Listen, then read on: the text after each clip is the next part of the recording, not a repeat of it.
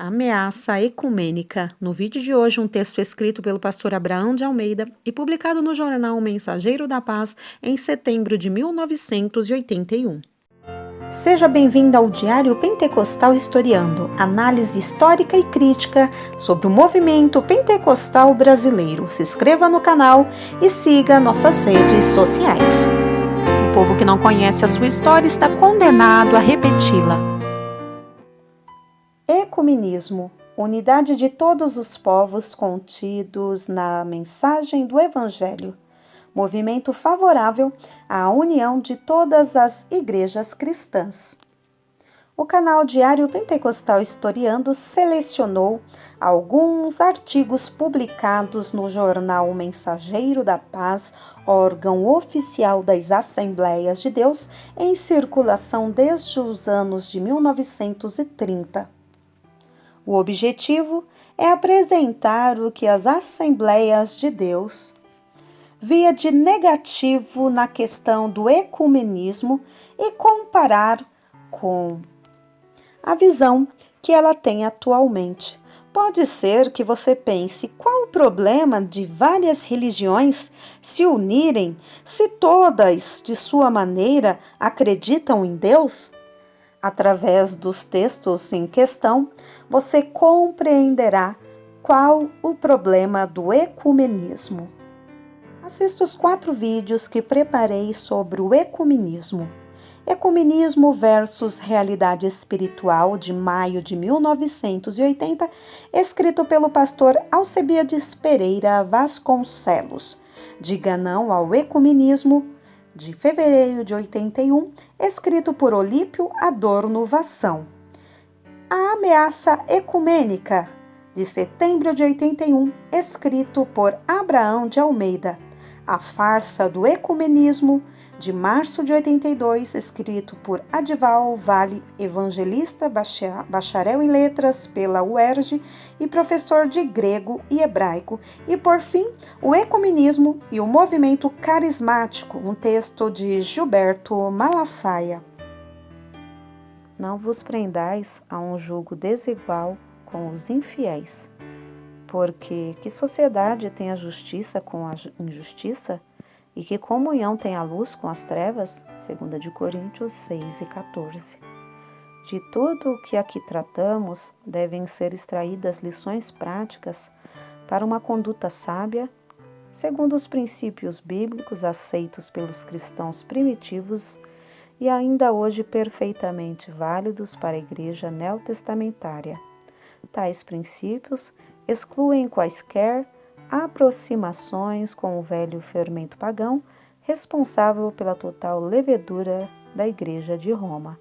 O ecumenismo moderno, preconizado pelo Conselho Mundial de Igrejas, CMI, e cujos filiados, na sua maior parte, demonstram simpatia pelas doutrinas do Vaticano, está aos poucos sendo, por este, absorvido. Basta apontar as igrejas ortodoxas grega e russa, filhas de Roma, e possuidora dos mesmos dogmas fundamentais da mãe. Essas igrejas já governam o CMI por constituírem nele ampla maioria. Mas as conquistas ecumênicas representam apenas parte do caminho a ser andado. O passo seguinte, para o qual muito se tem trabalhado, será integrar Roma no CMI, ou seja, em outras palavras, entregar o CMI à Roma papal. E quando isso acontecer, o caminho para a total apostasia e o advento do anticristo estará preparado.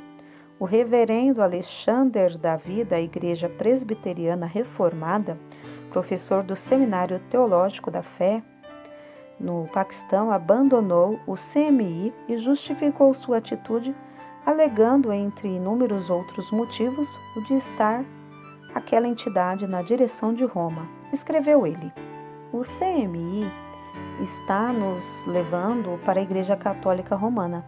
O seu programa expresso é conseguir a união de todas as denominações protestantes em primeiro lugar, depois com a Igreja Ortodoxa grega e finalmente com a Igreja Católica Romana.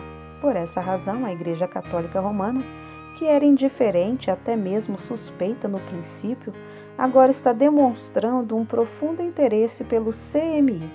Os seus 15 observadores oficiais foram recebidos em Uppsala em 1968 com calorosos aplausos. Um porta-voz católico romano chegou ao ponto de dizer que esperava o dia em que sua igreja viesse a ser um dos membros do CMI. Por todo o mundo onde o CMI tem as suas filiais, os católicos romanos e protestantes estão cada vez mais se aproximando, assim como se unindo em muitos dos seus projetos e atividades da igreja. Estão realizando serviços e convenções em conjunto. Em novembro de 1968, realizou-se uma convenção combinada dos católicos romanos e protestantes em Lalushti, Karachi, Paquistão, sendo que os oradores e líderes pertenciam a grupos diferentes: católico romano, anglicano e presbiteriano. No momento atual, os católicos romanos e os paquistaneses fizeram um acordo no sentido de terem uma tradução comum da Bíblia em urdu, contanto que houvesse duas edições, uma incluindo os livros apócrifos e a outra os excluindo. Essa união com a Igreja Católica Romana será uma grande tragédia para a Igreja Protestante, porque, em consequência, destruirá o testemunho distintivo do protestantismo. A Igreja Católica Romana não modificou a sua doutrina desde os dias da Reforma do século XVI. Pelo contrário, tem feito o acréscimo de muitas tradições e superstições ao seu credo. Portanto, no caso que haja união, a Igreja Protestante será, em última instância, absorvida em uma Igreja Católica Romana monolítica. O movimento ecumênico internacional está lançando aqui suas raízes através do Conselho Nacional de Igrejas, órgão semelhante aos que já existem em outros países. Dele participam a Igreja Luterana, a Episcopal do Brasil, a Metodista do Brasil, a Brasil para Cristo, a Cristã Reformada e a Católica Romana. O ecumenismo continuará exercendo cada vez maior influência como decorrência natural do estado lastimável de algumas áreas do protestantismo. Já alguns teólogos liberais se movimentam na Europa no sentido de obterem do Papa o perdão para Martinho Lutero pelo crime, entre aspas, de afastar-se das heresias romanistas, purgatório, missa, celibato, confissão auricular, etc., etc., e anunciar a mensagem bíblica da justificação pela fé. Há profecias na Bíblia que falam da formação da futura Babilônia religiosa, que não será somente o catolicismo romano atual, mas uma organização da qual farão parte outras igrejas apóstatas da fé. Note-se que esta profecia é para os últimos tempos nos quais estamos vivendo. É fácil perceber o motivo porque certas lideranças se empenham em defesa do ecumenismo. São líderes de igrejas destituídas da visão celestial e por isso buscam posição nessa nova Babel. Por não possuírem uma mensagem para o pecador, apelam para medidas políticas, reivindicam soluções coletivas, pregando mesmo uma revolução social pelas armas. Esta a razão pela qual o Conselho Mundial de Igrejas teria financiado movimentos guerrilheiros de libertação da África Negra, facilitando o comunismo na tomada do poder. Acreditamos na união bíblica segundo João 17:21, a fim de que todos sejam um, e como és tu, o Pai em mim e eu em ti, também sejam eles em nós, para que o mundo creia que tu me enviaste. Não se trata aqui da comunhão preconizada pelos ecumenistas modernos, mas da igreja redimida pelo sangue de Cristo, santificada e guiada pelo Espírito Santo. Nela não há lugar para sectarismo ou intolerâncias. Portanto, não se trata de unidade organizacional, mas espiritual. O mesmo Deus que opera tudo em todos. É absurdo interpretar as palavras de Cristo para que o mundo creia à luz dos métodos e objetivos do CMI. O mundo crê quando homens transformados em novas criaturas testificam que Jesus Cristo transforma o pecador em uma nova criatura, não mediante palavras persuasivas de sabedoria humana, mas em demonstração de espírito e de poder. 1 Coríntios 12, 6. O crente autêntico, que não apenas professa o cristianismo, mas vive-o cotidianamente, não alimenta separatismo com os seus irmãos de fé e nem se prende a julgos desiguais com os infiéis. Se andarmos na luz como ele na luz está, temos comunhão uns com os outros. 1 de João 1:7. É tempo de um maior esforço evangelístico e de mais vigilância nestes dias que antecedem o retorno de Cristo, a fim de não sermos influenciados pela massificadora propaganda conduzida em nosso país pelos ecumenistas, embora sejam eles uma minoria barulhenta.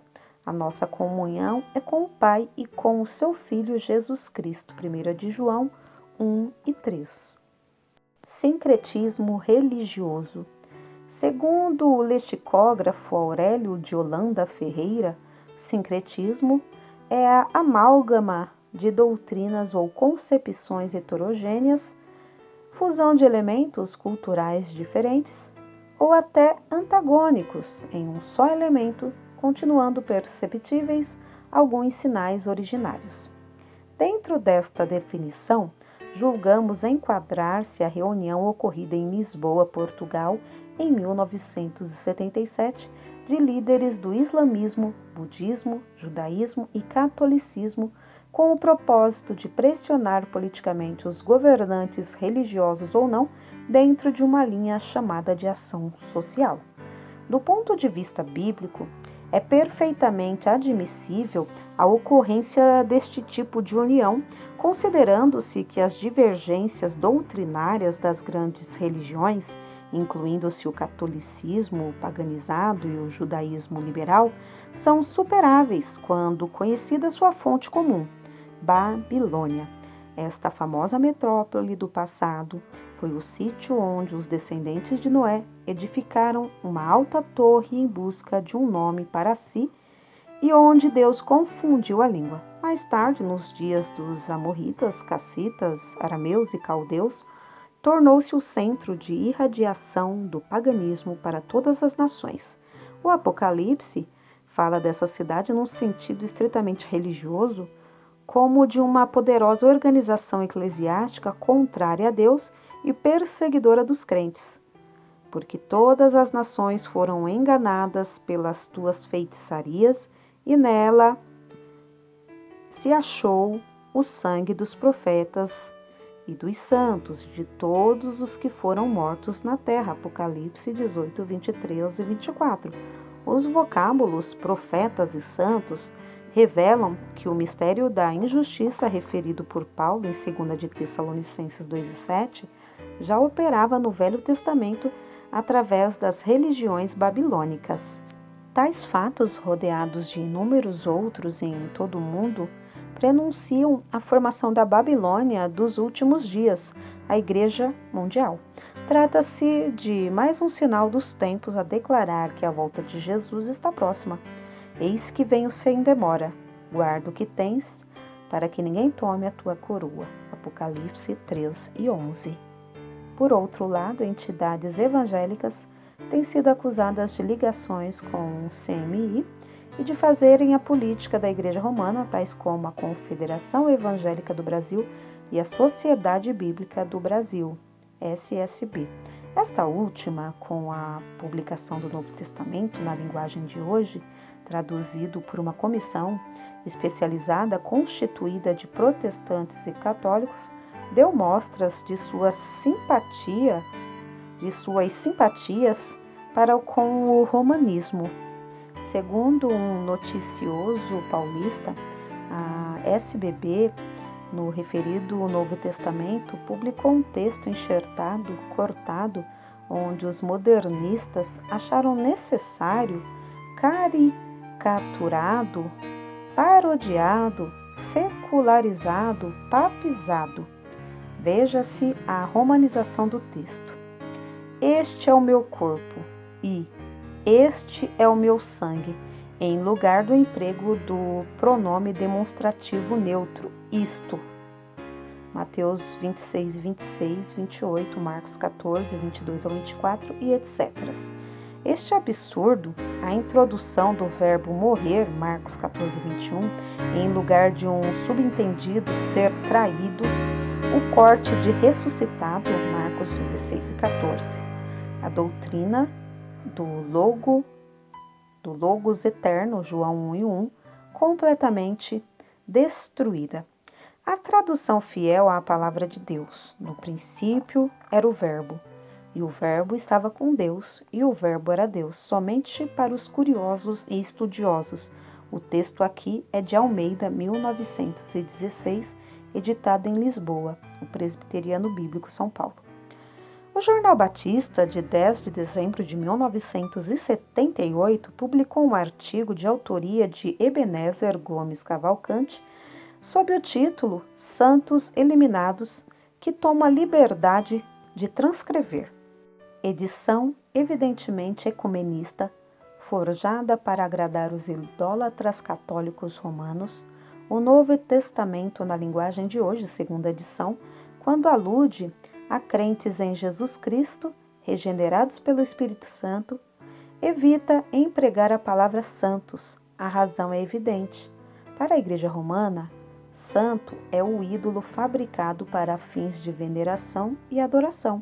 Sem esses bonecos santificados, para uso da ignorância popular, o romanismo, idolatricamente praticado, perde substância e esvazia-se.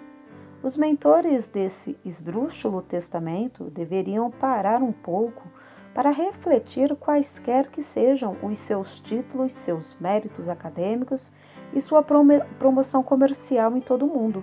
Santo é o crente santificado em Cristo Jesus. O Espírito Santo santifica o crente. Vou dar uma pequena amostragem. 1. Paulo, chamado pela vontade de Deus para ser apóstolo de Jesus Cristo, e o irmão Sóstenes, a igreja de Deus que está em Corinto, aos santificados em Cristo Jesus, chamados para ser santos. 1 de Coríntios 1 e 1. O Novo Testamento na linguagem de hoje. Eu, Paulo, fui chamado pela vontade de Deus para ser apóstolo de Jesus Cristo. Junto com o irmão Sóstenes, escrevo esta carta à Igreja de Deus na cidade de Corinto, isto é, a todos aí que, pela união com Cristo, são chamados para ser povo de Deus. Percebam que suprimiu-se a expressão para ser santos. Essa conversa fiada de, entre aspas, povo de Deus, é o conceito modernista de Hans Quinn, autor católico modernista de A Igreja, segundo o volume Moraes, edição Lisboa, 1969. Ora, povo de Deus, no Velho Testamento é Israel e no Novo Testamento são os crentes, mas não no conceito de igreja comunidade, igreja mundo, igreja católica, a que pertencia o Facínora Lampião. 2. Em Colossenses 1 e 2, Paulo escreve aos santos e fiéis irmãos em Cristo Jesus.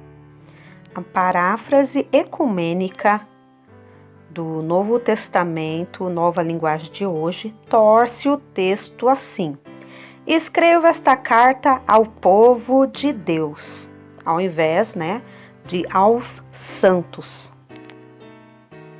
3.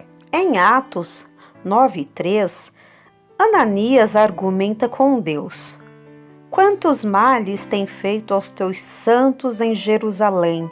Atos 9:13. O Novo Testamento, na nova linguagem de hoje, tem pavor a santo verdadeiro e grafa: aos que acreditam no Senhor, ao invés de aos teus santos.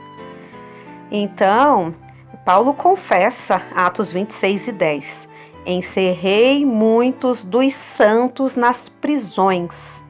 O Novo Testamento, na linguagem de hoje, torce e coloca, e prendi muita gente do povo de Deus. Chega, não tenho bom estômago para suportar tanta deturpação. Colecionei e transcrevi todas as passagens para atender oportunamente aos que me pedirem a razão da esperança que nutro na maravilhosa graça de Jesus, que transforma pecadores em santos sem mérito algum da parte dos santificados.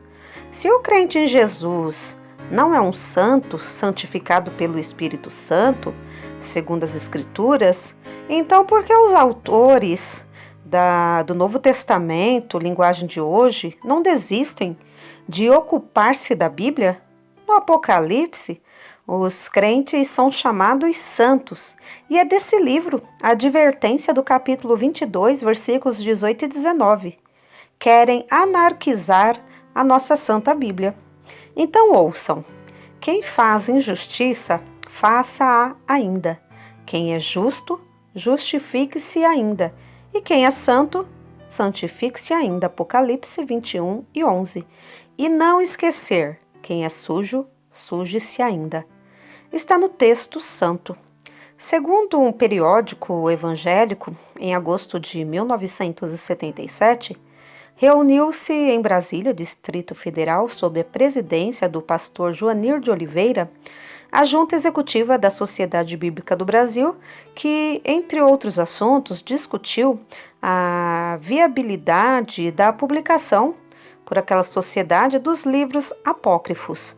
O senhor Joanir de Oliveira manifestou sua total desaprovação à iniciativa e afirmou ser esta a posição das igrejas conservadoras. Que significa o fato de uma instituição protestante de enorme influência no meio evangélico chegar ao ponto de servir aos intentos do romanismo paganizado, senão por influência de um movimento internacional coordenado por instituições nacionais ou continentais, direta ou indiretamente subordinado ao Conselho Mundial de Igrejas? A pregação deste tem por objetivo o estabelecimento na terra de uma só igreja, sincretismo religioso, cristãos, budistas, confucionistas, muçulmanos, etc., todos no mesmo barco, e de um só governo para o mundo, bem ao sabor do anticristo. Roma não mudou. Não é nova a tentativa da Igreja Romana de trazer de volta ao seu seio os hereges, ou na linguagem ecumênica moderna, os irmãos separados. Já no Concílio de Trento, realizado em 1545 a 1563, no qual foram definidos os dogmas católicos, quis o papado a participação dos reformadores no conclave. Antes de Lutero, Roma não dialogava com os cristãos dissidentes, mas fazia prevalecer a sua férrea autoridade. De 1200 a 1250, ela exterminou 1 milhão de albingenses. Depois queimou na fogueira a Savonarola, Rus, Jerônimo de Praga e milhares de outros. E após o concílio Tridentino, em 24 de outubro de 1572, na trágica noite de São Bartolomeu, cerca de 100.000 huguenotes, protestantes franceses, pereceram na França da maneira mais selvagem possível, ao ponto de as ruas de Paris ficarem juncadas de cadáveres e o Sena correr vermelho. Da parte do Vaticano, nenhum passo foi dado em direção ao protestantismo desde a Reforma. Pelo contrário, novas doutrinas, igualmente antibíblicas, foram incorporadas ao credo católico romano. Imaculada Conceição de Maria, 1854, infalibilidade papal, 1870, etc. E o Papa João VI confirmou em mais de uma ocasião a fidelidade da Igreja a todos os seus dogmas. Está claro que Roma não mudou. Ela permanece sempre a mesma, super idem. Mas algumas igrejas protestantes mudaram e, ao afastarem-se da sã doutrina dos apóstolos, foram atraídas por Roma, em cuja órbita estão entrando. Acabarão elas finalmente absorvidas pelo romanismo, pois um abismo chama outro abismo. Salmos 42:7. É a formação da grande Babilônia de Apocalipse 18, morada de demônios, covil de toda espécie de espírito imundo e esconderijo de todo gênero de ave imunda e detestável. Sem dúvida, vivemos no estertor da história e a criação do Conselho Permanente de Igrejas no Brasil é cumprimento da palavra de Deus, porque virá tempo em que não sofrerão a sã doutrina e desviarão os ouvidos da verdade, voltando às fábulas. A noite é passada e o dia é chegado. Rejeitemos, pois, as obras das trevas e vistamo-nos das armas da luz. 2 de Timóteo 4, 13 e 4, Romanos 13 e 12. Uma solene advertência. Ao tratar da condenação da grande Babilônia, a mãe das prostituições e das abominações da terra, o Apocalipse faz uma advertência solene. Sai dela, povo meu, para que não sejas participante dos seus pecados, para que não incorras nas suas pragas, porque já os seus pecados se acumularam até o céu, e Deus se lembrou das iniquidades dela. Mas a advertência divina do Apocalipse é a mesma de Jeremias dada a Judá uns 600 anos antes de Cristo. Fugi do meio da Babilônia e livre cada um a sua alma. Não vos destruais a vós na sua maldade, porque este é o tempo de vingança do Senhor. Ele lhe dará a sua recompensa. Apocalipse 18, 4 e 5, Jeremias 51 e 6. É significativo o fato de o Senhor Jesus identificar Roma papal com Babilônia. Este fato sugere-nos uma identificação espiritual, uma semelhança dogmática entre as duas grandes cidades. Saliente-se que João não estava falando da capital dos Césares dos seus dias, mas antevia a capital espiritual dos séculos futuros, de onde nasceria a intolerância religiosa, a Inquisição, a Contra-Reforma, a matança dos huguenotes, protestantes franceses, etc., responsável, segundo alguns historiadores, pelo martírio de cerca de 50 milhões de pessoas. Em resumo, Apocalipse 17 descreve Babilônia como um poder tanto político como espiritual, cheia de imundícia, fornicação e nomes de blasfêmias. As cores do papado são as mesmas de Babilônia, púrpura e escarlate, representativas de Satanás e do antideus. Em Isaías, esta cidade está associada a demônios e ao próprio Lúcifer, o usurpador. No Apocalipse, ela é identificada como morada de demônios e coito de todo espírito imundo e coito de toda ave imunda e aborrecível. Apocalipse 18, 2. A semelhança da linguagem não deixa dúvida. Quanto ao ser Roma, nesta era cristã, a encarnação da velha Babilônia com todos os seus ritos, dogmas e mistérios satânicos. Que comunhão tem a luz com as trevas? 2 de Coríntios 6 e 14. Como filhos da luz, apartemo-nos das obras das trevas, das tradições babilônicas tão veementemente condenadas por Deus, mesmo que estejam rotuladas de cristãs. O disfarce não altera o abominável conteúdo e suas origens diabólicas. Do livro Babilônia, Ontem e Hoje, de Abraão de Almeida, editado pela CPAD.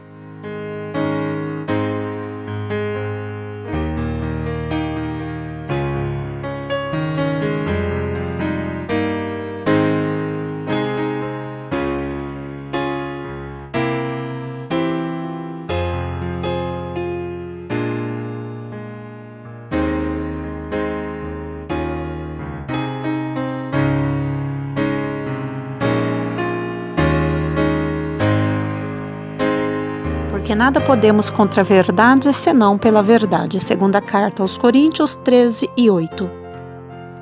Se você gostou do conteúdo deste vídeo, se inscreva no canal, deixe o seu joinha, compartilhe e ative o sininho para receber do YouTube as notificações dos novos vídeos.